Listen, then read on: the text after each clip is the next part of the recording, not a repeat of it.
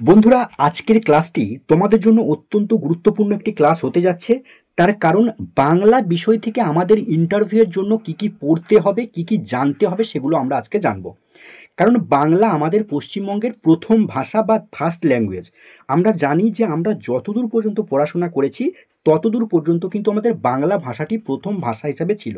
আর বিশেষ করে প্রাথমিক শিক্ষার ক্ষেত্রে মাতৃভাষা শিক্ষাতে এই বাংলা ভাষার কিন্তু অত্যন্ত গুরুত্ব রয়েছে।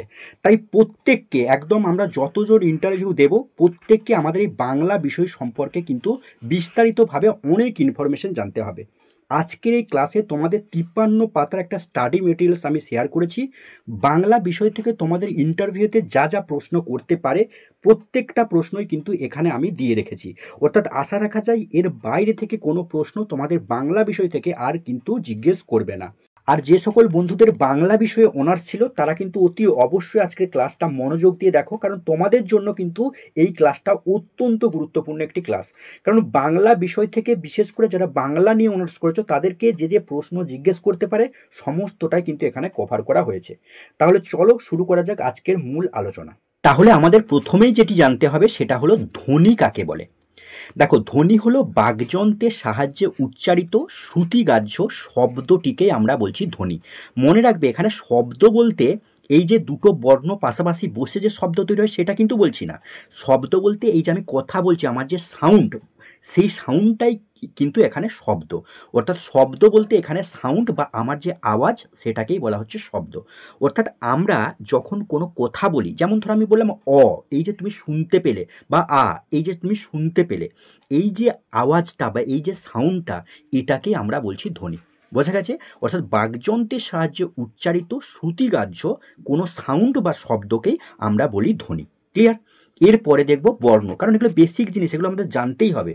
বর্ণ, বর্ণ হলো বাকযন্ত্রের সাহায্যে উচ্চারিত শ্রুতিগ্রাহ্য ধ্বনির দৃষ্টিগ্রাহ্য সুদর্শন রূপ, অর্থাৎ ধ্বনির যে লিখিত রূপ সেটাই হচ্ছে বর্ণ। অর্থাৎ আমি যে বললাম অ, যখন আমি অটা আমি এখানে লিখে দিলাম তখন সেটা হয়ে গেল বর্ণ। অর্থাৎ ধ্বনির যে লিখিত রূপ সেই লিখিত রূপটাকে আমরা বলছি বর্ণ। ক্লিয়ার? এরপরে আমরা দেখব যে বর্তমানে আমাদের যে বাংলার বর্ণমালা রয়েছে সেই বাংলা বর্ণমালাতে মোট কতগুলি বর্ণ রয়েছে। দেখো, মোট 50টি বর্ণ রয়েছে। এখানে অনেকে 51, 52 কিন্তু বলে, কিন্তু অ্যাকচুয়ালি কিন্তু 50টি বর্তমানে। তোমরা এটা ক্লাস 1-এর যে আমার বই তার পৃষ্ঠার ছবি দেখতে পাচ্ছ, এবং তোলাতে দেখলেও দেখতে পাবে এটাও কিন্তু তোমাদের ক্লাস 1-এর আমার বইয়ের পৃষ্ঠার ছবি। পরিষ্কারভাবে কিন্তু ওখানে দেওয়া আছে টোটাল 50টি বর্ণ কিন্তু রয়েছে, যার মধ্যে 11টি স্বরবর্ণ, 39টি ব্যঞ্জনবর্ণ। এবার স্বরবর্ণের মধ্যে আমরা দেখব যে আগে কিন্তু 12টি স্বরবর্ণ ছিল, কিন্তু বর্তমানে স্বরবর্ণের সংখ্যা 11টি। অর্থাৎ আমাদের ওয়েস্ট বেঙ্গল প্রাইমারি এডুকেশনের যে বই সেই বই অনুযায়ী স্বরবর্ণ কিন্তু 11টি। অর্থাৎ আমার বইটা তোমরা যদি দেখো দেখলেই বুঝতে পারবে, তার পৃষ্ঠার ছবি দেখো এখানটা দিয়েছি, টোটাল 11টি কিন্তু স্বরবর্ণ রয়েছে। লিয়ের ব্যবহার নেই বলে লিটাকে আমরা আর ব্যবহার করি না, বর্তমানে স্বরবর্ণ থেকে এটাকে বাদ দেওয়া হয়েছে। ক্লিয়ার? ব্যঞ্জনবর্ণ 39টি রয়েছে, তোমরা তার পৃষ্ঠার ছবি দেখতে পাচ্ছ। আমার বইয়ের প্রথম যে আলোচনা সেখানে কিন্তু এটা রয়েছে। ক থেকে শুরু করে চন্দ্রবিন্দু চাঁদ পর্যন্ত টোটাল 39টি কিন্তু ব্যঞ্জনবর্ণ রয়েছে। মনে রাখবে এই যে বটি, অর্থাৎ এখানের যে বটি এটি বর্গীয় ব, অর্থাৎ প ফ ব, এটা কিন্তু বর্গীয় ব। আর একটা অন্তস্থ জ র ল, তারপরেও কিন্তু একটা ব ছিল যেটাকে আমরা অন্তস্থ ব বলি, সেটা কিন্তু বর্তমানে আর নেই, এটাকে কিন্তু তুলে দেওয়া হয়েছে। তাই আমাদের এই যে বই বা বর্তমান অনুযায়ী যদি বলি তাহলে ব্যঞ্জনবর্ণ কিন্তু 39টা আর টোটাল বর্ণ কিন্তু 50টা। ঠিক আছে, মাথায় রেখো। মনে রাখবে এই যে ব্যঞ্জনবর্ণগুলি, অর্থাৎ ক থেকে চন্দ্রবিন্দু পর্যন্ত যতগুলি ব্যঞ্জনবর্ণ রয়েছে প্রত্যেকটার জন্য আমরা যখন উচ্চারণ করছি প্রত্যেকটা উচ্চারণ কিন্তু তারা নিজেরা উচ্চারিত হতে পারে না, অর্থাৎ তাদের উচ্চারণের ক্ষেত্রে আমাদের স্বরবর্ণের সাহায্য নিতে হয়। আমি যদি বলি ক, দেখো তার সাথে অ কিন্তু যুক্ত আছে, খ তার সাথে কিন্তু অ যুক্ত আছে, অর্থাৎ ব্যঞ্জনবর্ণ নিজে উচ্চারিত হতে পারে না, স্বরবর্ণের সাহায্যে কিন্তু ব্যঞ্জনবর্ণ উচ্চারিত হয়। চলো নেক্সট।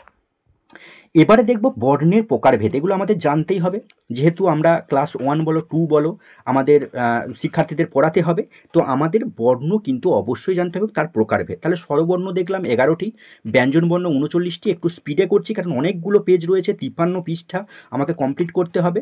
পূর্ণ মাত্রা। এবারে দেখো এই স্বরবর্ণ আর ব্যঞ্জনবর্ণ মিলিয়ে যদি পূর্ণ মাত্রা বর্ণ বলি তাহলে 32টি রয়েছে, যার মধ্যে 6টি তোমার রয়েছে স্বরবর্ণ আর রয়েছে 26টি ব্যঞ্জনবর্ণ। এবার অর্ধমাত্রাযুক্ত যদি বর্ণ দেখি তাহলে 8টি রয়েছে আমাদের টোটাল অর্ধমাত্রাযুক্ত বর্ণ, তার মধ্যে 1টি রয়েছে আমাদের স্বরবর্ণ শুধুমাত্র রিটি, এবং 7টি রয়েছে আমাদের ব্যঞ্জনবর্ণ। ঠিক আছে, টোটাল আমাদের 8টি। আর মাত্রাহীন 10টি রয়েছে, যার মধ্যে আমার 4টি স্বরবর্ণ আর 6টি ব্যঞ্জনবর্ণ। কোনগুলো দেখো আমি পাশে পাশে লিখে দিয়েছি। এবার দেখো মৌলিক স্বরধ্বনি। দেখো মৌলিক স্বরধ্বনি আমাদের রয়েছে 7টি। যারা টেটে উত্তীর্ণ হয়েছো বা যারা টেটের জন্য পড়েছো তোমরা প্রত্যেকে জানো এগুলো থেকে কিন্তু প্রশ্ন দেয়। তো মৌলিক স্বরধ্বনি 7টি রয়েছে। এই 7টি মৌলিক স্বরধ্বনির আবার উচ্চারণের কিন্তু ভিত্তিতে বিভিন্ন নামকরণ কিন্তু করা হয়েছে, সেটা আমরা পরে দেখছি। তাহলে এই 7টি মৌলিক স্বরধ্বনির মধ্যে রয়েছে দেখো অ, আ, হস্যই, হস্যু, এ, ও আর এ। এই টোটাল 7টি। এবারে এদের উচ্চারণ বা জিভের যে অবস্থান, সেই জিভের অবস্থান অনুযায়ী কিন্তু এদের উচ্চারণটাও ভিন্ন হয়। সেগুলোকে আমরা দেখো ছবির আকারে তোমাদেরকে উপস্থাপন করেছি, একটা চার্টের আকারে, যাতে তোমাদের মনে রাখতে সুবিধা হয়। দেখো এই যে অংশটা, অর্থাৎ এই তোলার পুরো অংশটা হস্যই এ আর এ, এইটা আমাদের পড়ছে সম্মুখ ভাগে। মধ্যভাগের মধ্যে শুধু পড়ছে আমার আটা, আর পশ্চাৎ ভাগের মধ্যে পড়ছে আমার হস্যু, ও আর অ। ঠিক আছে, এগুলো হচ্ছে আমাদের সম্মুখ, মধ্য, পশ্চাৎ। এবারে দেখো এই বাম দিকের এটা অর্থাৎ হস্যইটা আবার কিন্তু উচ্চ পর্যায়ের কিন্তু পড়ছে। আবার উচ্চ মধ্য যদি দেখি তাহলে দেখো নিম্ন মধ্য আর উচ্চর মধ্যে আমার কিন্তু রয়েছে উচ্চ মধ্য, যেটা আমার এ। আবার নিম্ন মধ্যের মধ্যে রয়েছে দেখো এ, আর নিম্নে রয়েছে আমার কিন্তু আ। মনে রাখবে এই নিম্নে কিন্তু আমার আও যেমন রয়েছে, আবার বিবৃতর ক্ষেত্রেও কিন্তু আমার আ রয়েছে। অর্থাৎ আটা কিন্তু আমার একদিকে যেমন মধ্য, অন্যদিকে নিম্ন, অন্যদিকে কিন্তু বিবৃত। আবার দেখো অর্ধ বিবৃত যদি দেখি তাহলে কিন্তু অ, আর অর্ধ সংবৃত সেটা হচ্ছে ও, আর হচ্ছে সংবৃত সেটা হচ্ছে আমার কিন্তু হস্যু। এটা কিন্তু আমাদের যে ঠোঁট বা আমরা যে জীবের মাধ্যমে যে উচ্চারণ করছি, সেই উচ্চারণের তারতম্য অনুযায়ী কিন্তু এটা হয়ে থাকে মৌলিক স্বরধ্বনির প্রকারভেদ। ঠিক আছে, চলো নেক্সট। আগে যেমন আমরা মৌলিক স্বরধ্বনি দেখলাম, এখন দেখব আমাদের প্রধান যৌগিক স্বরধ্বনি কোনগুলি রয়েছে।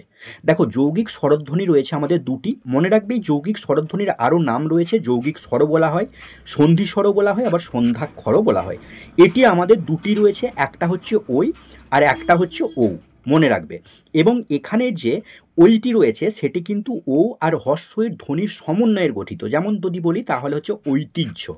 আবার এই যে ওটি যেটি রয়েছে সেটি দেখো আমাদের ও আর হচ্ছে হস্যু, এই দুটি ধ্বনির সমন্বয়ে গঠিত, যেটাকে আমরা বলছি ঔষধ। হস্যস্বর রয়েছে আমাদের 4টি, আর দীর্ঘস্বর রয়েছে আমাদের 7টি। কার যদি বলি তাহলে দেখবে পাবে 10টি কার রয়েছে। এই 10টি কার কিন্তু মনে রাখতে হবে। প্রথম রয়েছে দেখো আকার, হস্যইকার, তারপরে রয়েছে দীর্ঘিকার, হস্যুকার, দীর্ঘকার, তারপরে রয়েছে রি, এ, ওই, ও আর ওই। ঠিক আছে, এই টোটাল 10টি কিন্তু আমাদের কার রয়েছে। নীলিন বর্ণ রয়েছে আমাদের একটি, যেটি হলো অ। স্পর্শবর্ণ বা বর্গীয় ধ্বনি যেটা আমরা বলি সেটা কিন্তু রয়েছে 25টি। আমি যখন তোমাদের স্পর্শবর্ণকে যাব তখন কিন্তু এগুলো আরও ভালো করে ডিটেলসে বলবো। দেখো এর মধ্যে রয়েছে কণ্ঠধ্বনি, বা যেটাকে আমরা বর্ণ বলি, কারণ ধ্বনি মানে কি ভয়েস বা সাউন্ড, আর বর্ণ হচ্ছে তার লিখিত রূপ, তাই তো। তাহলে কণ্ঠধ্বনি রয়েছে আমাদের কটি? 5টি, ক, খ, গ, ঘ, ঙ। তারপরে রয়েছে দেখো তালব্য ধ্বনি, এগুলো প্রত্যেকে জানো, তাও আমি একবার বলে দিচ্ছি। তালব্য ধ্বনি রয়েছে আমাদের 5টি, চ, ছ, বর্গের জ, হাততলা ঝ আর ইয়। আর রয়েছে মূর্ধন্য ধ্বনি, সেটাও আমাদের রয়েছে 5টি, ট থেকে মূর্ধন্য পর্যন্ত। দন্তধ্বনি বা দন্তবর্ণ রয়েছে আমাদের ত থেকে দন্তন্য পর্যন্ত, টোটাল 5টি। ওষ্ঠধ্বনি রয়েছে আমাদের 5টি, প থেকে ম পর্যন্ত। আর নাসিক্য বা অনুনাসিক্য ধ্বনি যেটা আমরা বলি সেটা হচ্ছে আমাদের 5টি রয়েছে, ঙ, ইয়, মূর্ধন্য, দন্তেন্য আর ম। আর অন্তস্থ ধ্বনি যদি বলি তাহলে আমাদের 4টি রয়েছে, অন্তস্থ জ, র, ল এবং ব। এগুলো কিন্তু নোট ডাউন করে নাও। আর যারা পিডিএফ পারচেস করে নিয়েছো তারা তো এগুলো ফ্রিতে পেয়ে যাচ্ছ, কোনো অসুবিধা নেই। এরপরে দেখো আমরা দেখব আমাদের বাংলা বর্ণমালা অর্থাৎ ঈশ্বরচন্দ্র বিদ্যাসাগর যখন এই যে বর্ণমালা তৈরি করেছিলেন তখন কিন্তু দুটি ব রাখা হয়েছিল, কিন্তু বর্তমানে একটি বকে তুলে দেওয়া হয়েছে, তার পরিবর্তে একটি ব রয়েছে। কেন এটা করা হয়েছে আর এই দুটি বয়ের গুরুত্ব কি সেটা আমাদের জানতে হবে। এটা কিন্তু তোমাদের হামেশাই কিন্তু প্রশ্ন জিজ্ঞেস করে। তো মনে রাখবে এই দুটি বয়ের মধ্যে একটি হচ্ছে আমাদের বর্গীয় ব আর একটি হলো অন্তস্থ ব। দেখো অন্তস্থ ব যেটা সেটা হচ্ছে আমাদের অন্তস্থ জ র ল তারপরের যে বটা সেটাকে আমরা বলছি অন্তস্থ ব। আর এই যে বর্গীয় ব সেটা হচ্ছে প ফ ব, অর্থাৎ প ফ তারপরে যে বটা সেটা হচ্ছে আমাদের বর্গীয় ব। মনে রাখবে। তবে আধুনিক বাংলা বর্ণমালায় কেবল একটি ব যেটাকে বর্গীয় ব অর্থাৎ প্রথমের যে বটি সেটি কিন্তু ব্যবহৃত হয়, অন্তস্থ যে বটি রয়েছে সেটা কিন্তু আমাদের এখন বাদ গেছে। ঠিক আছে। বাংলা বর্ণমালায় দুই প্রকার বর্ণ রয়েছে, এদের ঐতিহাসিক যে গুরুত্বটা যেটা আমি বললাম সেটা যদি দেখি, দেখো এখানেতে পরিষ্কারভাবে বলা হচ্ছে যে এটি পর্শবর্ণের একটি প বর্গের অন্তর্গত। কারণ বললাম প ফ তারপরে ব অর্থাৎ প বর্গের অন্তর্গত যা ব হিসাবে উচ্চারিত হয়, মানে শুধু যদি উচ্চারণ করি সেটা কিন্তু ব হিসাবেই উচ্চারিত হচ্ছে। যেমন বলি যদি বন, বিজয়, বংশ ইত্যাদি। কিন্তু এই অন্তস্থ বয়ের ক্ষেত্রে যদি দেখো এই যে অন্তস্থ জ র ল তারপরে যে বটি রয়েছে এটা অন্তস্থ ব, এটার যে উচ্চারণ সেটা কিন্তু অনেক সময় ও এর মতো উচ্চারিত হয়। বর্তমানে ওকার এই মানে ওকার আসার কারণের জন্য এই অন্তস্থ বটা আমাদের বাংলা বর্ণমালার ক্ষেত্রে কিন্তু এটার অবলুপ্তি কিন্তু ঘটানো হয়েছে। যেমন পূর্বে বিশ্ব, এই বিশ্বটাকে লেখা হতো, দেখো উচ্চারণটা যদি বলি বিস্ব, ঠিক আছে, বিস্ব এইভাবে কিন্তু অনেকে উচ্চারণ করে, বিশেষ করে যারা একটু গ্রাম্য এলাকায় থাকে তাদের দেখবে উচ্চারণের মধ্যে কিন্তু এই ধরনের প্রাধান্য লক্ষ্য করা যায়। যেমন অনেক ক্ষেত্রে দেখবে স্বামীটাকে আমরা কি বলি স্বামী। তো এই কারণের জন্য এই যে উচ্চারণটা আমরা যখন বলছি দেখো বিস্ব, এই বিস্ব এখন কিন্তু আমরা বিস্ব বলি না, এখন কি বলছি বিশ্ব, অর্থাৎ এখন কিন্তু বিশ্ব। তো এই কারণের জন্য এই অন্তস্থ বটা কিন্তু বর্তমানে আর নেই। বোঝা গেছে। এছাড়াও সংস্কৃতের প্রভাব রয়েছে, এগুলো আমি ডিটেলসে যাচ্ছি না কারণ এগুলো বলতে গেলে আমার অনেকটা টাইম লেগে যাবে এবং ভিডিওটা অনেক বড় হয়ে যাবে। যারা পিডিএফগুলো পারচেস করেছো তোমরা তো প্রত্যেকে পেয়ে যাবে, কোনো অসুবিধা নেই। আর যারা নিতে চাইছো তারা নিতে পারো, তোমরা এই সমস্ত ডিটেলস কিন্তু পেয়ে যাবে। কিন্তু এখানে আমি যদি এত ডিটেলসে বলতে যাই অনেক লেন্দি হয়ে যাবে, ঠিক আছে। তো এখানে সংস্কৃতের কিছু প্রভাব রয়েছে এবং উচ্চারণগত পরিবর্তনও কিন্তু দিয়ে রেখেছি, অর্থাৎ যাতে তোমাদের ইন্টারভিউ থেকে কোনোভাবে যদি তোমাদের প্রশ্ন করে প্রত্যেকটা অ্যাঙ্গেলে তোমরা যারা সঠিকভাবে উত্তর দিতে পারো তার কিন্তু ব্যবস্থা কিন্তু প্রত্যেকটা নোটসে রাখা হয়েছে। মানে ক্রস কোশ্চেন করার সাথে সাথে যাতে উত্তর দিতে পারো সেটাও কিন্তু কভার করে দেওয়া হচ্ছে, পুরো ডিটেলস দেখো দেওয়া হয়েছে। এটা আমি কিন্তু বলছি না। এরপরে আমরা কিছু দেখব যে আরও যে বর্ণগুলো রয়েছে বা ধ্বনিগুলি রয়েছে সেগুলো দেখো। শীষ ধ্বনি আমাদের তালবস্য, পেটকাটা মধ্যনুস্ব আর দন্তস্ব। কম্পনজাত ধ্বনি র, পার্শ্বিক বর্ণ আমাদের ল, তারুণজাত ধ্বনি যেটা সেটা হচ্ছে ডয় শূন্যরা ঢয় শূন্যরা। খণ্ডিত ব্যঞ্জন যেটা যদি বলি তয়ের রূপ আমরা জানি খণ্ডত্ব, এটা হচ্ছে তয়ের কিন্তু রূপ। আর অঘোষ হ যেটা আমরা বলি অঘোষ হ ধ্বনির যে বর্ণরূপ সেটা কিন্তু বিসর্গ, এটা কিন্তু অঘোষ হ এর উচ্চারণের প্রাপ্তি ধ্বনি। হ এর উচ্চারণ কিন্তু ঘোষ, কিন্তু বিসর্গ এই যে এই বিসর্গের উচ্চারণ কিন্তু অঘোষ। পরাশ্রিত বর্ণ যদি বলি তাহলে কিন্তু অনুস্বার, পরাশ্রিত বর্ণ এবং বিসর্গ আর চন্দ্রবিন্দু। কেন? তার কারণ হচ্ছে যে বর্ণগুলি নিজে নিজে বা স্বতন্ত্রভাবে ব্যবহৃত হয় না, অন্য কোনো স্বর বা ব্যঞ্জন বর্ণের সাহায্যে নিয়ে উচ্চারিত হয় তাদেরকে আমরা বলছি পরাশ্রিত বর্ণ। নামটা শুনেই বুঝতে পারছো, নিজে নিজে উচ্চারিত হতে পারে না, অন্য কোনো ব্যঞ্জনের সাহায্য নিয়ে যে উচ্চারিত হচ্ছে সেই কারণের জন্য এটাকে বলা হচ্ছে পরাশ্রিত বর্ণ। উষ্ম বর্ণ আমাদের রয়েছে চারটি, তালবস্য, পেটকাটা মধ্যনস্য, দন্তস্বর হ। তরল স্বর যদি বলি তাহলে আমাদের রয়েছে র আর ল। অর্ধস্বর দেখো রয়েছে অন্তস্থ জ আর ব। এই যে কয়ে মধ্যন্যস্ব, এই যে আমরা বলি কয়ে মধ্যন্যস্ব, এটাকে যদি আমরা ভাঙি এগুলো তো যুক্তাক্ষর। তোমার ক্লাস 2-তে যে সহজপাঠের যে বইটি রয়েছে সেখানে কিন্তু যুক্তাক্ষর রয়েছে। তো এই যুক্তাক্ষরে কিন্তু এই কয়ে মধ্যন্যস্ব অর্থাৎ ক পেটকাটা মধ্যন্যস্ব, আর তার সাথে আমি আগেই বললাম যেহেতু ব্যঞ্জনবর্ণ নিজে উচ্চারিত হতে পারে না তাই দেখো স্বরবর্ণকে কিন্তু সাহায্য নিতে হবে। ঘৃষ্টবর্ণ বা ঘর্ষণজাত বর্ণ আমাদের চারটি রয়েছে, চ, ছ, বর্গের জ আর হাততলা ছ। এবারে এই বর্ণগুলি উচ্চারণের সময় আমাদের যে জিহ্বা সেই জিহ্বার অগ্রভাগটা চ্যাপ্টা হয়ে তালুতে ঘষে যায়, সেই কারণের জন্য এগুলোকে বলা হয় ঘর্ষণজাত বর্ণ। বাংলায় টোটাল বর্গ রয়েছে, এই জায়গাটা খুব ভালো করে দেখতে হবে, টোটাল বর্গ রয়েছে কিন্তু 5টি বর্গ। এবার তোমরা জানো ক চ ট ত প, এই টোটাল 5টা বর্গ রয়েছে এবং প্রত্যেকটা বর্গ কিন্তু যেটা থেকে শুরু হচ্ছে, অর্থাৎ ক বর্গ যদি বলি, ক থেকে আমার 5টি বর্ণ নিয়ে আমার ক বর্গ, চ থেকে 5টি বর্ণ নিয়ে আমার চ বর্গ, ট থেকে 5টি বর্ণ নিয়ে আমার ট বর্গ, আর ত থেকে 5টি বর্ণ নিয়ে আমার হচ্ছে ত বর্গ, আর প থেকে আমার 5টি বর্ণ নিয়ে এই আমাদের প বর্গ। মনে রাখবে এই এই যে টোটাল আমরা যদি দেখি তাহলে দেখে 1 2 3 4 5, 5 5 25, অর্থাৎ 25টি এই যে বর্গ, এই বর্গের যে বর্ণগুলি ক চ ট ত প, এই 25টি বর্ণকে আমরা কিন্তু স্পর্শবর্ণ বা বর্গীয় বর্ণ কিন্তু বলে রাখি, এটা কিন্তু মনে রেখো। চলো নেক্সট, এবারে উচ্চারণের স্থান অনুযায়ী আমরা দেখেছি যে উচ্চারণের স্থান অনুযায়ী কিন্তু আমাদের এই যে ঘোষ বলো বা অঘোষ বলো, অল্প প্রাণ মহাপ্রাণ, এই জায়গাগুলো আমাদের দেখতে হবে। দেখো প্রথম যদি বলি ক খ গ ঘ উ, এই যে আমাদের এটা ক বর্গ, তারপরে চ বর্গ, ট বর্গ, ত বর্গ আর প বর্গ, এই প্রত্যেকটা বর্গের কিন্তু আরেকটা আলাদা নাম রয়েছে। যেমন এই যে বর্গটা, এটাকে কিন্তু বলা হচ্ছে কণ্ঠ, এটাকে বলা হয় কণ্ঠবর্ণ, তারপরে কি তালব্য বর্ণ, তারপরে মূর্ধন্য বর্ণ বা দন্তবর্ণ আর ওষ্ঠবর্ণ। এবারে এই যে প্রত্যেকটা বর্গের, দেখো প্রত্যেকটা বর্গের প্রথম আর দ্বিতীয়, অর্থাৎ ক আর খ প্রথম আর দ্বিতীয়, আমি যদি এটাকে নাম্বারিং করি তাহলে এটা 1, এটা 2, এটা 3, এটা 4 আর এটা 5, তাহলে 1 আর 2 এই দুটোকে নিয়ে তৈরি হয় আমার অঘোষ, 3 আর 4 আর মতান্তরে 5, 3 4 মতান্তরে 5, এই নিয়ে তৈরি হয় আমাদের ঘোষ। এবং মনে রাখবে প্রত্যেকটা বর্গ যখন আমি বলছি প্রথম থেকে যদি বলি, অর্থাৎ ক এটা হবে আমার অল্প প্রাণ, খ হবে মহাপ্রাণ, আবার যদি বলি গ তাহলে এটা হবে অল্প প্রাণ, ঘ আমার মহাপ্রাণ। এইভাবে সিরিজ কিন্তু চলবে।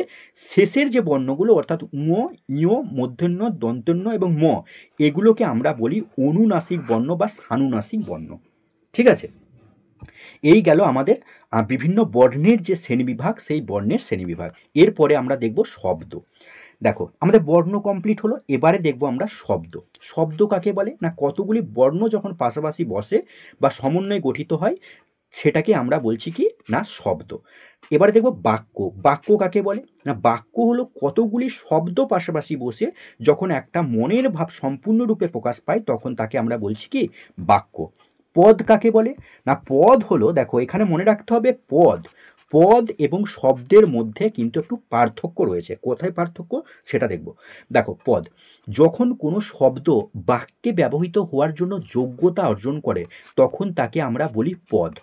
শব্দ আর পদের যদি পার্থক্য দেখো তাহলে শব্দ আমরা দেখেছি যে কতগুলি ধ্বনি বা ধ্বনির সমষ্টি বা বর্ণ সমষ্টি যখন পাশাপাশি বসে তখনই কিন্তু আমাদের শব্দ তৈরি হয়।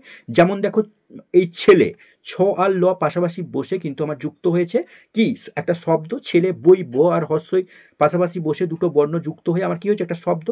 এবারে পদের ক্ষেত্রে দেখো, আমি যদি বলি পদের ক্ষেত্রে যখন এই শব্দগুলির সাথে কোনো বিভক্তি, অর্থাৎ এ বিভক্তি, তে বিভক্তি, র বিভক্তি, কে বিভক্তি, এই যে বিভক্তিগুলি যখন যুক্ত হয় এবং বাক্যের অংশ হিসেবে ব্যবহৃত হয় তখন সেটাকে আমরা বলছি পদ।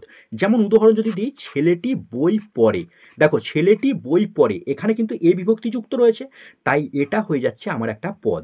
ঠিক আছে, মনে রাখবে বাংলা ব্যাকরণে কিন্তু পদ দুই প্রকারের। একটা যদি বলি, এটা কিন্তু বামনদেবের যে আমাদের বই রয়েছে বাংলার গ্রামার, সেখানে পরিষ্কারভাবে লিখে দেওয়া রয়েছে বাংলা ব্যাকরণে পদ কিন্তু দুই প্রকারের, কিন্তু অনেক জায়গাতে কিন্তু 5 প্রকারেও কিন্তু দেওয়া রয়েছে, আবার অনেক জায়গাতে 2 প্রকারেও রয়েছে। তো বামনদেবের বই অনুযায়ী বাংলা ব্যাকরণের পদ 2 প্রকার, একটি হলো আমাদের নাম পদ আর একটি হলো ক্রিয়াপদ। এবার নাম পদের মধ্যেই আমাদের বিশেষ্য, বিশেষণ, সর্বনাম, অব্যয় এগুলো রয়েছে, আর ক্রিয়াপদ তোমরা তো জানো যেটা ভার্ব বলি। এবারে প্রত্যেকটা পদের ক্ষেত্রে এখানটা একটু মনে রেখো যে আমি যেটা তোমাদের আগেই বললাম যে কিছু বইয়েতেও কিন্তু সব্যয় পদ আর অব্যয় পদও দেওয়া আছে, অর্থাৎ পদ 2 প্রকারের। একটা হচ্ছে সব্যয় পদ বা অব্যয় পদ, যেখানে সব্যয় পদের মধ্যে পড়ছে বিশেষ্য, সর্বনাম, বিশেষণ আর ক্রিয়া, আর অব্যয় পদের মধ্যে শুধু অব্যয়। তবে বামনদেব, আমি এখানে উল্লেখ করে দিয়েছি বামনদেবের যে বই রয়েছে বাংলার গ্রামারের বা বাংলার ব্যাকরণের যে বই রয়েছে সেটাকেই প্রাধান্য দেওয়া হয়ে থাকে, কারণ এটাই বাংলা ভাষাতে সব থেকে উল্লেখযোগ্য এবং তাৎপর্যপূর্ণ একটি বই। সেই কারণের জন্য বামনদেবের বইটাকেই কিন্তু সব ক্ষেত্রে ব্যবহার করা হয় গ্রামারের জন্য। তো সেই বই অনুযায়ী পদ কিন্তু 2 প্রকার, নামপদ আর ক্রিয়াপদ। এবারে দেখব আমরা প্রত্যেকটা পদের যে ভাগগুলো রয়েছে সেটা কোনটা কি। বিশেষ্য পদ বা নাউন যেটা আমরা বলি, অর্থাৎ যেটার কোনো ব্যক্তি, স্থান, বস্তু, জাতি এগুলোর নাম বোঝাবে সেটাকে আমরা বলছি বিশেষ্য। দেখো এগুলো তোমরা জানো, এগুলো আমি ডিটেলসে যাচ্ছি না, মেন বিষয়বস্তুগুলোতে আমি চলে যাচ্ছি, ঠিক আছে? এগুলো তোমরা জানো, যারা পিডিএফগুলো নিয়েছো প্রত্যেকে পেয়ে যাবে। তো তোমরা এগুলো জানো, আমি আর বলছি না, তোমরা ইংরেজিতেও পড়েছো, সে একই জিনিস। এখানে বিশেষ্য, বিশেষণ, সর্বনাম সমস্ত কিছুই একই জিনিস আছে, এগুলো আমি ডিটেলসে বলছি না, ভিডিওটা শুধু শুধু লেন্দি হবে, ঠিক আছে? এরপরে দেখো আমরা মেন বিষয়েতে যাচ্ছি। এবারে দেখবো গদ্য আর পদ্য রূপ এর মধ্যে পার্থক্য কি, কোনটাকে গদ্য বলছি আর কোনটাকে পদ্য বলছি। দেখো গদ্য রূপ এটা কিন্তু সাধু বা চলিত যে কোনো একটি রীতিতেই লেখা হয়ে থাকে। এখানে যে রীতিতে রচনাটি লেখা শুরু হয় শেষ পর্যন্ত সেই রীতিকেই অনুসরণ করা হয়, মানে শেষ অবধি কিন্তু সেটাই কিন্তু থাকে, এটাকে বলছি আমরা গদ্যরূপ। কিন্তু পদ্যের ক্ষেত্রে কি হচ্ছে দেখো, পদ্যর ক্ষেত্রে আমরা দেখছি সাধু বা চলিত এটাও কিন্তু যে কোনো রীতিতেই লেখা হচ্ছে, কিন্তু উভয় রীতির মিশ্রণ কিন্তু এখানে কিন্তু খুব একটা প্রভাব পড়ে না। অর্থাৎ গদ্য রূপের ক্ষেত্রে আমরা দেখলাম যে আমরা সেখানে সাধু চলতি দুটো ক্ষেত্রেই ব্যবহার করছি। অর্থাৎ আগেটা যেটা বললাম আমি, দেখো সাধু বা চলতি যে কোনো রীতিতেই লেখা হচ্ছে, কিন্তু আমি যে রীতিটা লিখছি, অর্থাৎ যদি সাধু লিখি তাহলে পুরোটাই কিন্তু শুরু থেকে শেষ পর্যন্ত কিন্তু আমার সাধু ভাষাতেই চলছে।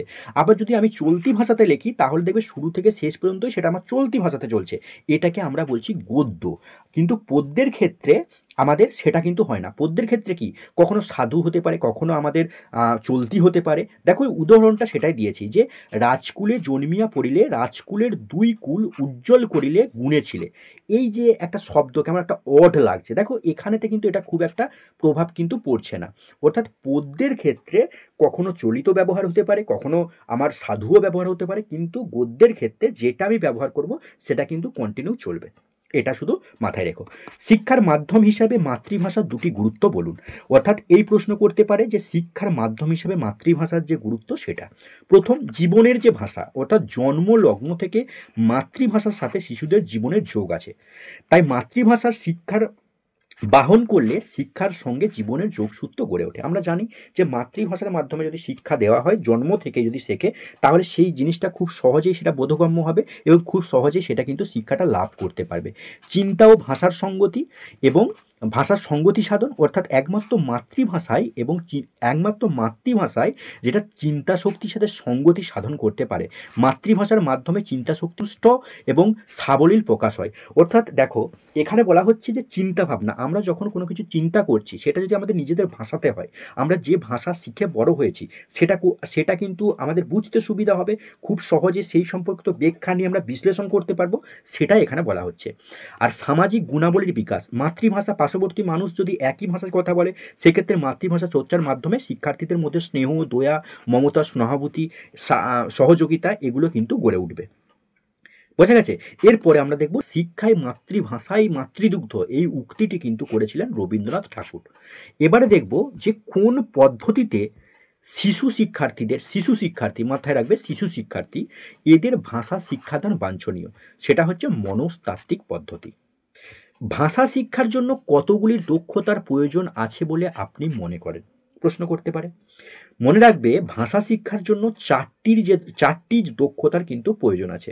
যে যে দক্ষতাগুলি রয়েছে তার মধ্যে রয়েছে শ্রবণ অর্থাৎ শোনা, কথন অর্থাৎ কথা বলা, পঠন অর্থাৎ পড়া, আর লিখন হচ্ছে আমাদের লেখা। এগুলো হচ্ছে আমাদের ভাষা শিক্ষার জন্য দক্ষতার যেগুলো প্রয়োজন পড়ে, এই চারটি দক্ষতা কিন্তু আমাদের লাগে। চলো নেক্সট দেখো, এরপরে আমরা দেখব সরব পাঠ, অর্থাৎ আমরা যে বলে বলে যে পাঠটা করি সেটাকে বলা হচ্ছে সরব পাঠ। এই পাঠের দুটো সুবিধা, প্রথমত সরব পাঠ কি হয়, বর্ণ শব্দের সঠিক উচ্চারণ করতে সাহায্য করে। তুমি যদি বলে বলে পাঠ করো সেক্ষেত্রে কোনো যদি বর্ণ বা উচ্চারণ যদি কোনো জায়গায় ভুল হয় শব্দের ক্ষেত্রে বা বর্ণের ক্ষেত্রে, সেটা কিন্তু আমরা বুঝতে পারি। অর্থাৎ সরব পাঠের ক্ষেত্রে কিন্তু শব্দের সঠিক উচ্চারণ করতে কিন্তু সাহায্য করে। সরব পাঠ সুস্পষ্ট উচ্চারণের মাধ্যমে পাঠের ত্রুটি সংশোধন করতে পারে। সরব পাঠ শিশুদের প্রাণবন্ত করে তোলে, কারণ ওরা বলে বলে পাঠ করলে আমরা জানি যে কোনো জিনিস যদি আমাদের কানে ঢোকে এবং আমরা যদি মুখে বলি কানে ঢোকে, সেটা কিন্তু আমাদের বেশি মনে থাকে। সেটাই বলছি যে সরব পাঠ শিশুদের প্রাণবন্ত করে তোলে এবং শিশুদের বাচনভঙ্গি কিন্তু তৈরি করে, অর্থাৎ কেমনভাবে বলতে হবে এই যে বলার টেকনিকটা, এটাও কিন্তু তারা অর্জন করে। সড়ক পাঠের যদি আবার অসুবিধা বলি, তাহলে দেখো সড়ক পাঠের জন্য বেশি সময়ের প্রয়োজন পড়ে। এতে শিক্ষার্থীদের মনোযোগ সবসময় নাও থাকতে পারে, কারণ কথা তো সবসময় মানে আমরা এমন এমন সময় আসে যখন আমরা কথা বলতে পারি না, মানে কথা বলা সম্ভব হয়ে ওঠে না, তখন কিন্তু এটা একটা অসুবিধা হতে পারে। আর সড়ক পাঠের অতিরিক্ত শ্রম, কথা বলা যে মুখে বলছি, তাই আমাদের কি এই যে জিভ বলো সেটা কিন্তু আপ ডাউন হচ্ছে, সেক্ষেত্রে আমাদের অতিরিক্ত শ্রমের প্রয়োজন পড়ে, ফলে শরীরে কিন্তু অবসাদ আসে। এটা কিন্তু সড়ক পাঠের কয়েকটা অসুবিধা। এরপরে দেখবো যে নীরব পাঠের কতগুলি সুবিধা। নীরব পাঠের ফলে অল্প সময়ে অনেক বেশি শব্দ পড়া যায়। তুমি মনে মনে পড়ছো, তাই তুমি মনে মনে যদি পড়ো তাহলে দেখবে যে অনেক মানে অনেকটা পড়ছো কিন্তু সময়টা কম লাগছে। চিন্তাশীল অধ্যায়, গবেষণা এবং অন্যান্য মৌলিক চিন্তা ভাবনার ক্ষেত্রে কিন্তু নীরব পাঠ যথেষ্ট প্রয়োজনীয়। কোনো কিছু একটা ভাবছো, তুমি চিন্তা করছো, সেক্ষেত্রে মনে মনেই তো করবে না, তুমি কি চিন্তা করছো সেটা কি বলে বলে চিন্তা করো, সেটা নয়। তো সেই কারণের জন্য চিন্তাশীল অধ্যয়ন বা গবেষণার কাজে কিন্তু নীরব পাঠ কিন্তু খুব একটা মানে খুব প্রভাব বিস্তার করে, বা এর কিন্তু খুব যথেষ্ট প্রয়োজনীয়তা রয়েছে।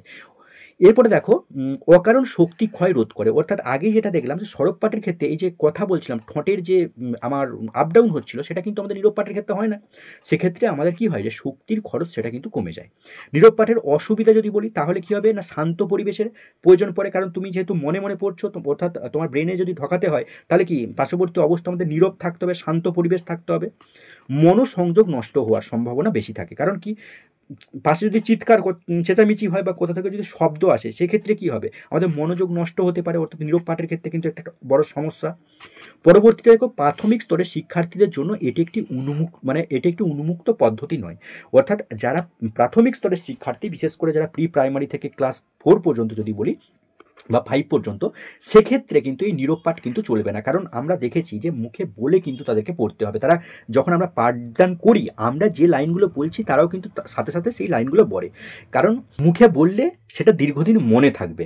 অতএব প্রাথমিক স্তরের যে শিক্ষার্থীদের জন্য কিন্তু এই যে নীরব পাঠ, এটা কিন্তু উপযুক্ত নয়, এটাও কিন্তু একটা অসুবিধার মধ্যে পড়ছে। এবারে দেখবো যে ধারণা পাঠ কি। দেখো ধারণা পাঠ হলো তুমি কোনো একটা বিষয়বস্তু পড়ছো, সেই বিষয়বস্তু থেকে তোমার একটা সাধারণ ধারণা পেতে যেটুকু প্রয়োজন, যে পাঠ বা যেটুকু পাঠের প্রয়োজন, সেটাকে আমরা বলছি ধারণা পাঠ।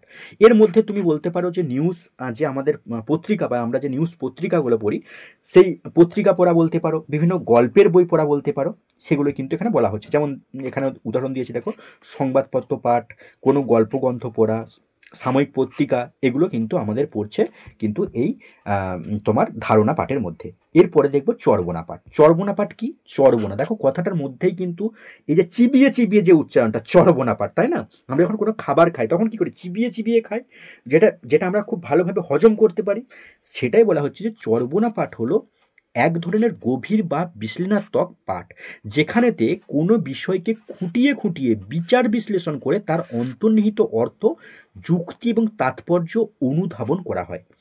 ঠিক আছে, এটি শুধুমাত্র ওপরে ওপরে পড়ে যাওয়া নয়, বরং এটি বিষয়ের গভীরে প্রবেশ করে বিষয়টিকে বোঝার জন্য কিন্তু এই পাঠ করা হয়ে থাকে। তাহলে চর্বণা পাঠ হলো আমার একদম খুঁটিয়ে খুঁটিয়ে পড়া বা বিচার বিশ্লেষণ করে কি রয়েছে ভেতরে, অন্তর্নিহিত অর্থটা কি, সেটা কিন্তু যে জানার জন্য যে পাঠটা করি, সেটাই হচ্ছে আমাদের চর্বণা পাঠ। পরে দেখো রয়েছে সাধনা পাঠ। এই সাধনা পাঠটা আসলে কি? দেখো সাধনা পাঠ কিন্তু খানিকটা চর্বণা পাঠের মতোই, কিন্তু এখানে একটু আলাদা ব্যাপার রয়েছে। সেটা হলো, ধরো তুমি যে বিষয়টা নিয়ে পাঠ করছো, যেমন বিভিন্ন সাহিত্যকর্মের মূল বিষয়বস্তু, সেখান থেকে যে তার যে রস, সেখানে কি বলতে চাইছে, তার যে আস্বাদন, তার যে গভীর অনুভূতি, অর্থাৎ কবির যে প্রকাশভঙ্গি, সাহিত্যিক যে সৌন্দর্যতা, সেটা কিন্তু উপভোগ করা যায় এই সাধনা পাঠের মাধ্যমে।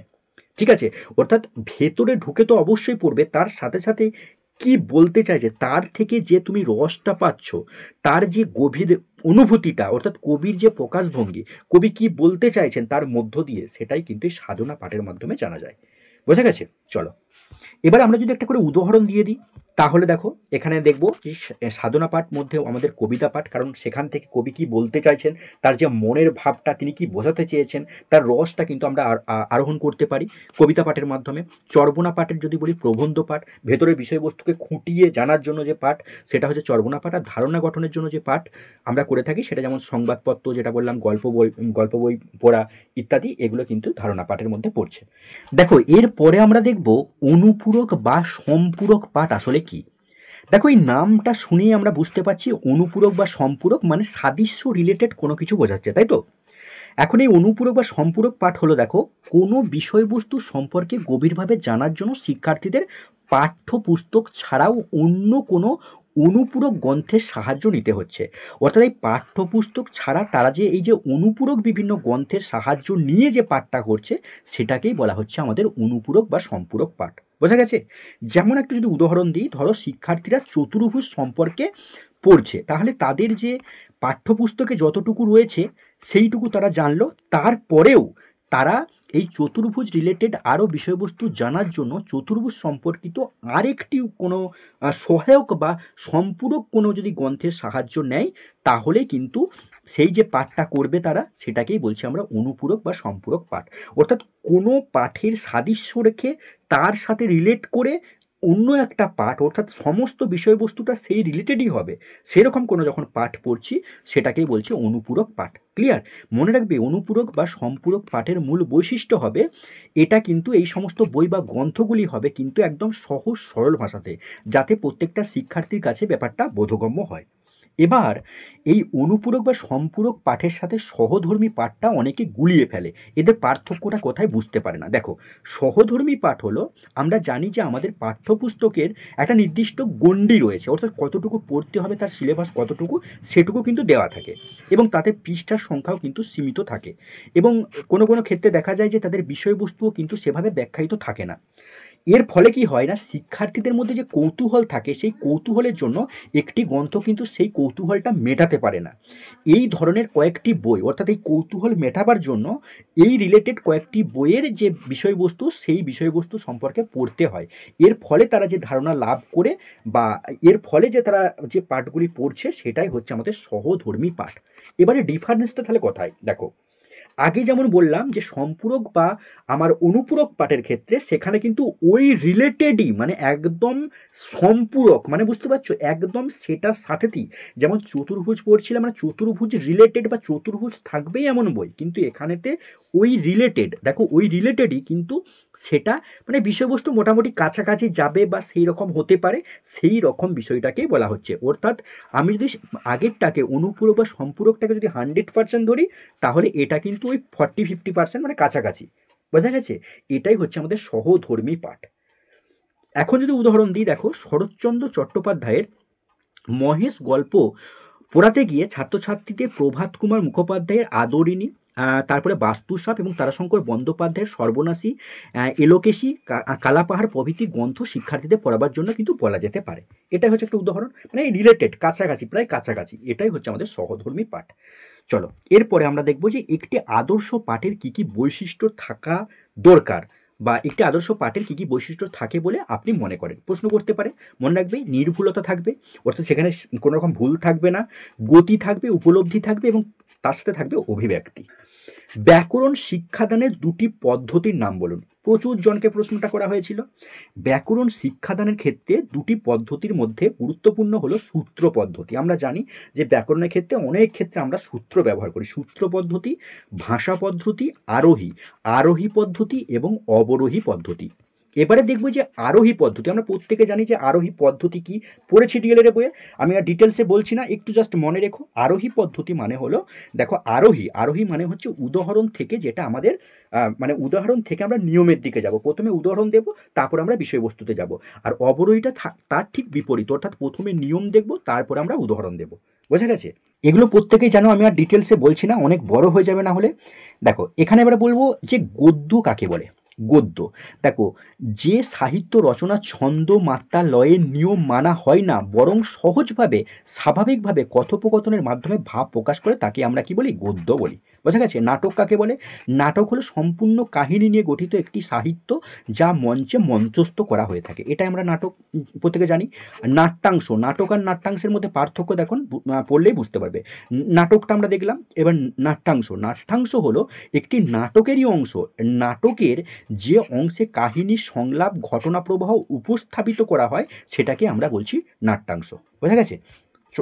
পরে দেখব প্রবন্ধ কি। দেখো, প্রবন্ধ হলো কোনো বিষয় সম্পর্কে লেখকের বুদ্ধিভিত্তিক সুবিন্যস্ত সুনির্দিষ্ট যুক্তি নির্ভর একটি আলোচনা। পরে দেখবো আমরা ছোট গল্প। ছোট গল্প কিনা যে গদ্য রচনায় সীমিত পরিসরে একটি মাত্রা, ঘটনা, অল্প কয়েকটি চরিত্র নিয়ে জীবনের কিছু সত্য এবং তাৎপর্যপূর্ণ অভিজ্ঞতা তুলে ধরা হয়, তাকে আমরা বলি কি? ছোট গল্প। কবিতা, এগুলো জানো অনেকেই, তবুও একটু জাস্ট দেখে নাও। কবিতা, কবিতা হলো সাহিত্যের রচনা যা যা সংক্ষেপে ছন্দ, লয়, অলঙ্কার ব্যবহার করে সংক্ষেপে মানুষের ভাব, অনুভূতি এবং কল্পনা ব্যক্ত করা হয়, এটাকে আমরা বলছি কবিতা। কাব্যগ্রন্থ কি? কাব্যগ্রন্থ হলো কাব্য নিয়ে রচিত একটি বিশেষ বই বা সংকলন যেখানে এক বা একাধিক কাব্য সংরক্ষিত থাকে। যেমন উদাহরণ যদি দিই তাহলে দেখতে পাবো যে রবীন্দ্রনাথ ঠাকুরের মানসী, খেয়া, তারপর জীবনানন্দ দাশের সাতটি তারার তিমির, এগুলি হলো আমাদের কাব্যগ্রন্থ। এবার কবিতা এবং কাব্যের মধ্যে পার্থক্য কি? দেখো, কবিতা হলো একক অংশ বা সংক্ষিপ্ত রূপ, আর কাব্য হলো ওই কবিতারই বৃহৎ অংশ বা একাধিক কবিতার সংকলন। বোঝা গেছে? ছোড়া, দেখো ছোড়া হলো লোকের মুখে মুখে প্রচলিত ছোট আকারের পদ্য কবিতা যা যা মূলত সবৃত্ত ছন্দে রচিত হয়। অর্থাৎ এই যে আমরা বলি না যে আতা গাছে তোতা পাখি, ডালিম গাছে মৌ, এগুলো কিন্তু একটা ছোড়া, প্রচলিত ছোড়া। এইগুলো কিন্তু ছোড়া, অর্থাৎ যেগুলো কিন্তু ওই মুখে মুখে প্রচলিত, যেগুলোকে একটু সাজিয়ে সাজিয়ে করা হয়, যে ছন্দে ছন্দে রচিত, সেটাই হচ্ছে আমাদের ছোড়া। ছোড়ার কবিতা। এবার দেখবো ছোড়া এবং কবিতার মধ্যে পার্থক্যটা কি রয়েছে। দেখো, ছোড়া হলো সংক্ষিপ্ত, সহজ, সরল ছন্দে রচিত রচনা যার মূল উদ্দেশ্য হলো শিশুদের আনন্দ দেওয়া এবং কোনো বার্তা দেওয়া। আমরা ওই যে আগেই বললাম যে আতা গাছে তোতা পাখি, ডালিম গাছে মৌ, এই যে হিরে দাদার মর্মরথান ঠাকুর দাদার বউ, এই যে বলছি, এগুলো কিন্তু ছোড়া, মানে আনন্দ দিচ্ছে, শিশুদের আনন্দ দিচ্ছে। অন্যদিকে কবিতার মধ্যে থাকে কিন্তু গভীর বিস্তৃত সাহিত্য রূপ যা মানুষের আবেগ, অনুভূতি এবং চিন্তা প্রকাশ করে, এটাকে আমরা বলছি কবিতা। বোঝা যাচ্ছে? এরপরে আমরা দেখব বিখ্যাত যে সকল সাহিত্যিক বা লেখকরা রয়েছেন তাদের যে বিখ্যাত রচনাবলী যেগুলি তারা রচনা করেছেন সেগুলি। প্রথমেই দেখো আমরা দেখব ঈশ্বরচন্দ্র বিদ্যাসাগর। ঈশ্বরচন্দ্র বিদ্যাসাগর যদি ছদ্মনাম দেখি তাহলে পাবো কশ্চিত উপযুক্ত ভাইপোষো। অনুবাদক গ্রন্থের মধ্যে তার রয়েছে শকুন্তলা, বোধোদয়, কথামালা, ভ্রান্তবিলাস, এগুলো কিন্তু অনুবাদক গ্রন্থ। আর ব্যাকরণ গ্রন্থের মধ্যে রয়েছে সংস্কৃত ব্যাকরণের উপক্রমণিকা, শব্দমঞ্জুরি এবং ব্যাকরণ কৌমুদী। এবার ঈশ্বরচন্দ্র বিদ্যাসাগর সম্পর্কিত কিছু ইনফরমেশন আমাদের জানতে হবে। অর্থাৎ 1855 সালের 13ই এপ্রিল বিদ্যাসাগর কিন্তু বর্ণপরিচয়ের প্রথম প্রকাশ করেন এবং সংস্কৃত কলেজ থেকে তাকে এই বিদ্যাসাগর উপাধিটি কিন্তু দেওয়া হয়েছিল। কোথা থেকে? না, সংস্কৃত কলেজ থেকে। রবীন্দ্রনাথ ঠাকুর, যাকে ছাড়া কিন্তু মানে টোটাল বাংলা সাহিত্যটাই অচল, তাই তো? তাহলে তার জন্ম যদি বলি তাহলে 1861 সালের 7ই মে, বাংলায় যদি বলি 1268 বঙ্গাব্দের 25শে বৈশাখ। মৃত্যু 1941 সালের 7ই আগস্ট, এবং বাংলার যদি বলি 1348 বঙ্গাব্দের 22শে শ্রাবণ। এবারে রবীন্দ্রনাথ ঠাকুরের ছদ্মনাম কিন্তু অনেকগুলি রয়েছে।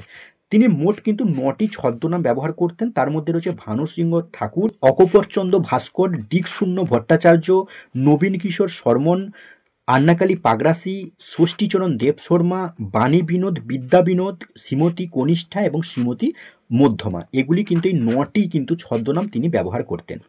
আত্মজীবনী যদি দেখি তাহলে জীবন স্মৃতি। এবারে রবীন্দ্রনাথ সম্পর্কিত কিছু ইনফরমেশন আমাদের জানতে হবে। দেখো, যারা পিডিএফগুলি পারচেস করেনি তারা যদি চাও পিডিএফগুলি পারচেস করে নেবে, কারণ প্রত্যেকটা পিডিএফ তোমরা যদি দেখো দেখবে আমাদের পড়ার জন্য, অর্থাৎ যে ইনফরমেশনগুলো আমাদের জানতে হবে সেই ইনফরমেশনগুলো কিন্তু খুব সুন্দরভাবে দেওয়া আছে। তোমরা বিভিন্ন বই যদি দেখো সেখানেও কিন্তু এত ইনফরমেশন তোমরা পাবে না। তোমরা দেখবে রবীন্দ্রনাথ ঠাকুর খুলবে কিন্তু এত কিছু ইনফরমেশন কিন্তু পাবে না। আর এগুলোই কিন্তু ইন্টারভিউ আমাদের জিজ্ঞেস করে যে প্রথম শেষ কোনটা কি, কোনটা উপন্যাস, কোনটা গ্রন্থ, কোনটা মানে কোনটা কি গীতিনাট্য, কাব্য, এই ব্যাপারগুলো কিন্তু জিজ্ঞেস করে। সেগুলো কিন্তু দেখো আমি খুব সুন্দরভাবে দিয়েছি যাতে প্রত্যেকের পড়তে ভালো লাগে। পয়েন্ট অফ ভিউ থেকে যেগুলো আসতে পারে, যেগুলো ইন্টারভিউ রিলেটেড, সমস্ত তথ্যই কিন্তু পাবে।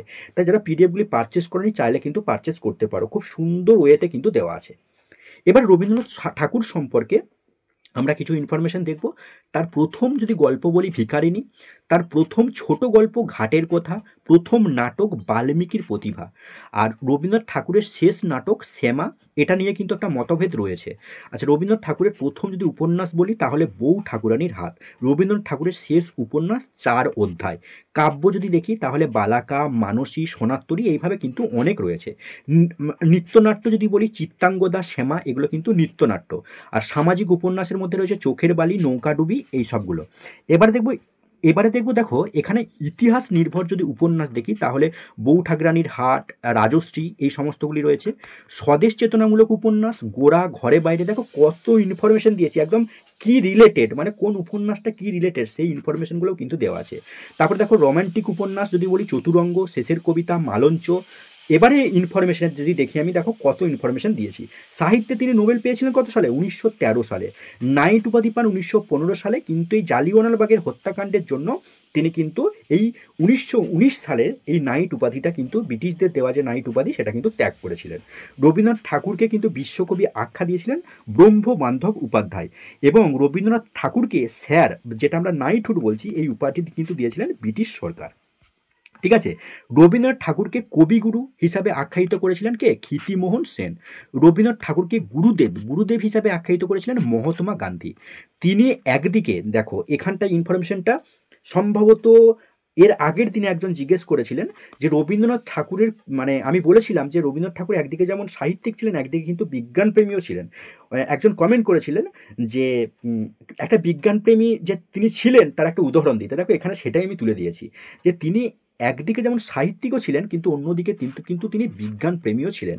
অর্থাৎ বিশ্ব পরিচয়, যেটা 1937 সালে বিশ্ব পরিচয় নামে কিন্তু একটা বৈজ্ঞানিক প্রবন্ধ কিন্তু তিনি রচনা করেছিলেন, যেখানে বিজ্ঞানকে সাধারণ মানুষের কাছে সহজবোধ্য করে তোলা, যেখানে তিনি আধুনিক বিজ্ঞানের ধারণা, মহাবিশ্ব নিয়ে গঠন, এই সমস্ত ব্যাপারগুলো কিন্তু এখানে ছিল। এছাড়াও তিনি কৃষি উন্নয়নে এবং আধুনিক বিজ্ঞানের ব্যবহারে শান্তিনিকেতনের বিজ্ঞান শিক্ষার উপরেও কিন্তু তিনি জোর দিয়েছিলেন। অর্থাৎ বিজ্ঞানে যখনই তুমি বলবে যে রবীন্দ্রনাথ ঠাকুর একদিকে যেমন সাহিত্যিক ছিলেন অন্যদিকে তিনি বিজ্ঞানপ্রেমীও ছিলেন, ওই প্রশ্নটা দেখো আমি তোমাদের হার্ড কোশ্চেনের যে মানে বহুল জিজ্ঞাসিত হার্ড কোশ্চেনের যে সিরিজটা করেছিলাম সিরিজ 2তে, সেখানে বলেছিলাম যে অনেক ক্ষেত্রে দেখা যায় যে যারা সায়েন্স নিয়ে পড়াশোনা করেছে তাদেরকে বেশি গুরুত্ব দেওয়া হয় আর্টসের থেকে। সেখানেই প্রশ্নটা দিয়েছিলাম, তখন কিন্তু এটা উল্লেখ করেছিলাম। তখন তোমাকে ক্রস কোশ্চেন করতে পারে যে আচ্ছা বিজ্ঞানপ্রেমী তো রবীন্দ্রনাথ ঠাকুর বললে, তাহলে রবীন্দ্রনাথ ঠাকুরের বিজ্ঞান প্রেমীর একটা উদাহরণ দিয়ে দেখা হতো তিনি বিজ্ঞানের জন্য কী কী করেছেন। তো সেক্ষেত্রে আমরা কিন্তু এটা বলবো। দেখো নেক্সট, তার রচিত ছোট গল্প সমগ্রকে আমরা কি বলি? গল্পগুচ্ছ। তার রচিত শিশু পাঠ্য বই সহজপাঠ, যেটা আমাদের অলঙ্করণ করেন কে? নন্দলাল বসু। রবীন্দ্রনাথ ঠাকুর ভারত ভাগ্যবিধাতা, এটা কিন্তু রচনা করেছিলেন 1911 সালে, যার অংশই কিন্তু আমাদের এই জাতীয় সঙ্গীতটি জনগণ মন। এরপরে দেখব বাংলাদেশের যে জাতীয় সঙ্গীত সেটাও কিন্তু আমাদের রবীন্দ্রনাথ ঠাকুরই কিন্তু রচনা করেছেন। আর বাংলাদেশের যে জাতীয় সঙ্গীতটি সেটি কিন্তু আমাদের সোনার বাংলা। এই গানটি 1905 সালে বঙ্গভঙ্গের সময় কিন্তু রচনা করা হয় এবং 1971 সালে মুক্তিযুদ্ধের পর 1972 সাল থেকে আমাদের প্রতিবেশী দেশ যে বাংলাদেশ সেখানে কিন্তু এটা জাতীয় সঙ্গীত হিসাবে কিন্তু গৃহীত হয়েছে। আর এই যে আইনস্টাইন, অনেকে বলে আইনস্টাইন নাকি শান্তিনিকেতন এসেছিলেন রবীন্দ্রনাথ ঠাকুরের সাথে দেখা করতে, এটা কিন্তু ভুল তথ্য। আইনস্টাইনের সাথে রবীন্দ্রনাথ ঠাকুরের একটা দেবে ছবি রয়েছে, আমরা অনেক সময় সোশ্যাল মিডিয়াতে দেখি, ওটা কিন্তু শান্তিনিকেতনের ছবি নয়। আমরা আইনস্টাইনের সাথে রবীন্দ্রনাথকে দেখেছিলাম 1930 সালের জুলাই মাসে বার্লিনে। ঠিক আছে, বার্লিনে কিন্তু মানে তারা দুজনে কিন্তু একসাথে দেখা করেছিলেন এবং সেখানে কিন্তু ঐতিহাসিক সাক্ষাতের একটা বিখ্যাত নিদর্শন ছিল, যেখানে তাদের ব্যক্তিত্বের বিজ্ঞান এবং দর্শন এবং ধর্মের ধারণা নিয়ে কিন্তু বিভিন্ন আলোচনা হয়েছিল। ঠিক আছে, দেখো রবীন্দ্রনাথ ঠাকুর সম্পর্কে কত ইনফরমেশন দেওয়া হয়েছে। এরপরে যদি রচনাগুলো দেখো তাহলে দেখবে নাটক, কাব্যনাট্য, নাট্যকাব্য, কাব্য, ছোট গল্প, উপন্যাস, প্রবন্ধ, সমস্ত কিছু দেওয়া হয়েছে। ঠিক আছে, কারণ রবীন্দ্রনাথ ঠাকুর ছাড়া কিছুই তো নেই না, সাহিত্যটাই পুরো অচল। এবারে যদি দেখি, দেখো বঙ্কিমচন্দ্র চট্টোপাধ্যায়, এগুলো আমি ডিটেলসে বলছি না, প্রচুর ইনফরমেশান রয়েছে, জাস্ট একবার দেখে নাও, কারণ এগুলো বলতে গেলে ভিডিওটা প্রচুর বড় হয়ে যাবে।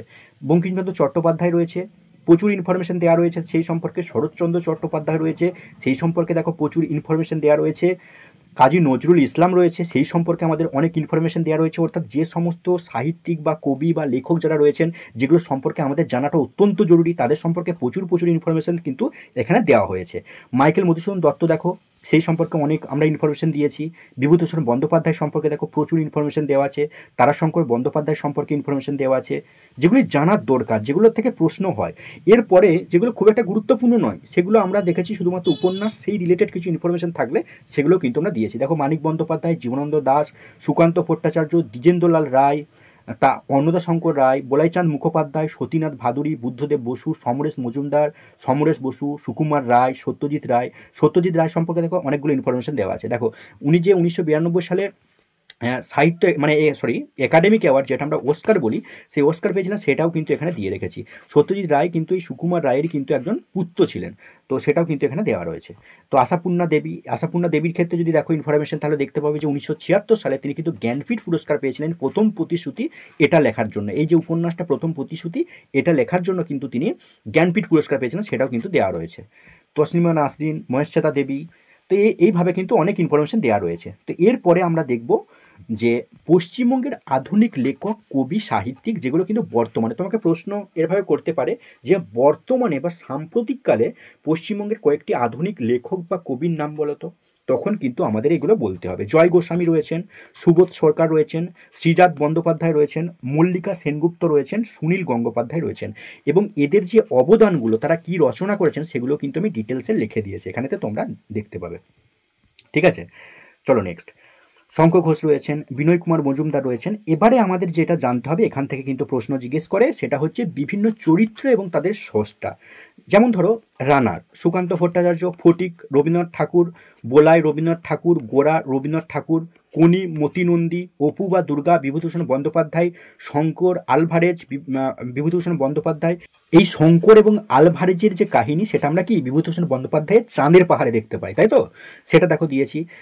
ইন্দ্রনাথ লালু, শরৎচন্দ্র চট্টোপাধ্যায়, জটায়ু, সত্যজিৎ রায়, এখান থেকে অনেক প্রশ্ন জিজ্ঞেস করে। জটায়ু, ফেলুদা, প্রফেসর শঙ্কু, তোপসে, ঘনাদা, টেনিদা, হাবলু, বরদা, ব্যোমকেশ, হ্যাঁ, চাটুর্যে মশাই, বিরিঞ্চি বাবা, কিরিটি, দেখো সমস্ত কিছু দেওয়া আছে।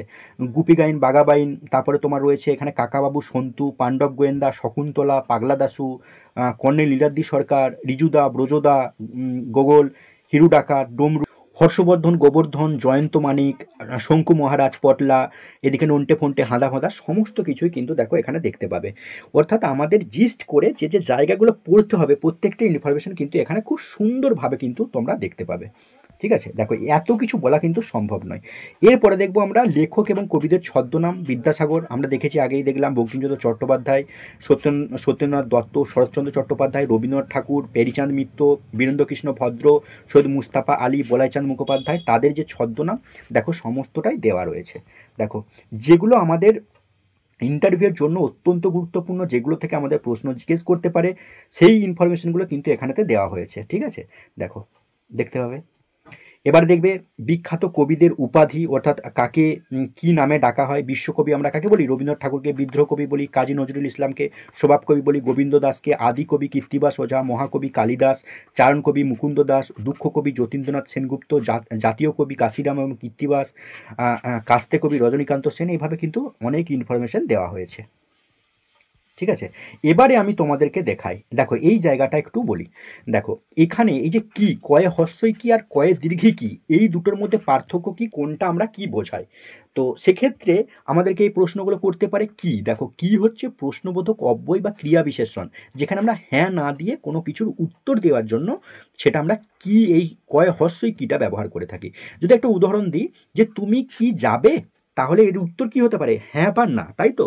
হ্যাঁ বা না। অর্থাৎ যেসব প্রশ্নের উত্তর আমরা হ্যাঁ বা না দিয়ে থাকি, সেক্ষেত্রে আমরা এই কি ব্যবহার করে থাকি। তুমি কি যাবে, তার উত্তর হতে পারে হ্যাঁ, হতে পারে বা না হতে পারে। সেক্ষেত্রে কিন্তু আমরা এই কয়ে হস্যই কি ব্যবহার করি। আর কয়ে দীর্ঘে কি আমরা ব্যবহার করি কখন? এটা কিন্তু একটা সর্বনাম, মনে রাখবে। কয়ে দীর্ঘে কি, এটা কিন্তু একটা সর্বনাম পদ, দেখো ডিটেলসে দেওয়া আছে। ঠিক আছে, তো এটা আমরা যখন বিস্তারিত বিবরণ বা বর্ণনামূলক যখন কোনো কিছু বলি, বা কোনো বিস্ময়সূচক বাক্যে যখন আমরা কোনো কিছু বলি, তখন কিন্তু আমরা এই কয়ে দীর্ঘি কিটা ব্যবহার করি। একটা উদাহরণ দিয়ে যদি তোমাদেরকে বোঝাই, তাহলে দেখো দেখতে পাবে যে তোমার নাম কি, তাই তো?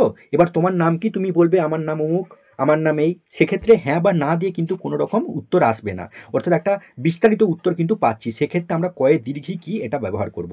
আবার যদি বলি কি সুন্দর ফুল, এই যে বিস্ময় প্রকাশ করছি, ঠিক আছে, দেখো বিস্ময়কর চিহ্ন রয়েছে, বিস্ময়সূচক চিহ্ন, তো সেক্ষেত্রে আমরা কিন্তু এই কয়ে দীর্ঘী কিটা ব্যবহার করি।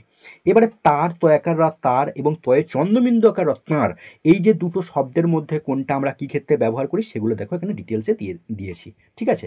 এবারে দেখবো বাংলা সাহিত্যের ইতিহাস। দেখো বাংলা সাহিত্যের ইতিহাসটা যদি দেখো, এর বাইরে থেকে কোনো প্রশ্ন তোমাদেরকে জিজ্ঞেস করবে না, 100% তোমরা শিওর থাকো।